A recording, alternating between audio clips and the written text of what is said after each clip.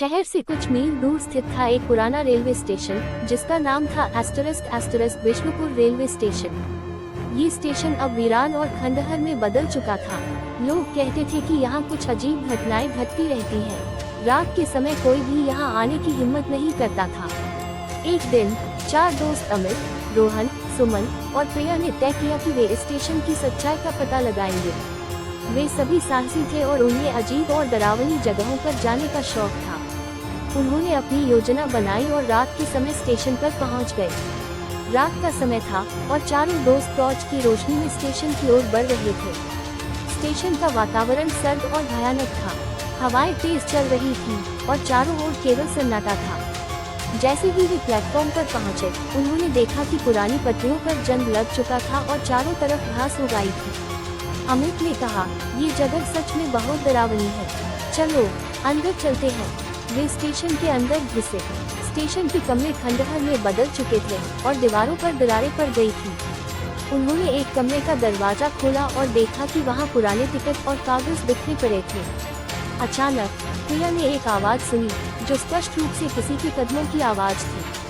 वह डर गई और बोली, तुम लोगों ने ये आवाज सुनी? सभी ने कान लगाकर सुना और वाकई उन्हें भी वही आवाज सुनाई दी। सभी घबरा गए, लेकिन एक दूसरे को सहारा देते हुए आगे बढ़े। जैसे ही वे प्लेटफॉर्म के दूसरे छोर पर पहुंचे, उन्होंने देखा कि एक पुरानी ट्रेन खड़ी थी। ये ट्रेन धूल और जंग से भरी हुई थी, मानो वर्षों से यहाँ खड़ी हो। रोहन ने कहा, इस ट्रेन के अंदर चलते हैं, शायद हमें कुछ सुराग मिले। वे ट्रेन के अंदर घुसे और हर डिब्बे की जांच करने लगे। तभी अचानक सुमन ने देखा कि एक डिब्बे में एक महिला बैठी थी।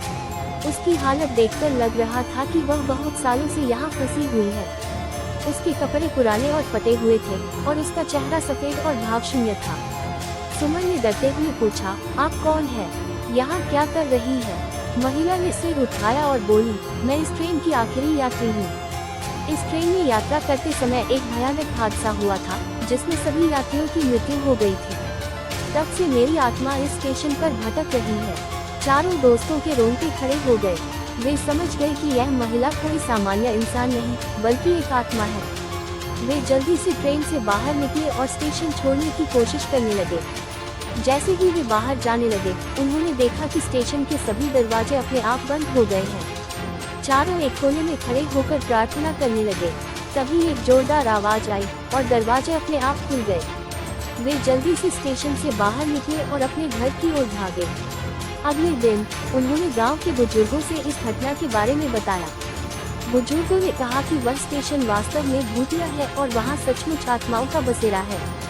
उस दिन के बाद चारों दोस्तों ने कभी भी उस स्टेशन का रुख नहीं किया और किसी को भी वहां जाने की सलाह नहीं दी। विष्णुपुर रेलवे स्टेशन की भूतिया कहानियां और भी प्रसिद्ध हो गई और लोग उससे दूर ही रहते थे। -- मुझे उम्मीद है कि आपको ये कहानी पसंद आई होगी। अगर आप और डरावनी कहानियाँ या किसी अन्य प्रकार की कहानी सुनना चाहते हैं, चैनल को लाइक करो, सब्सक्राइब करो, ऐसा वीडियो मिलते रहेंगे।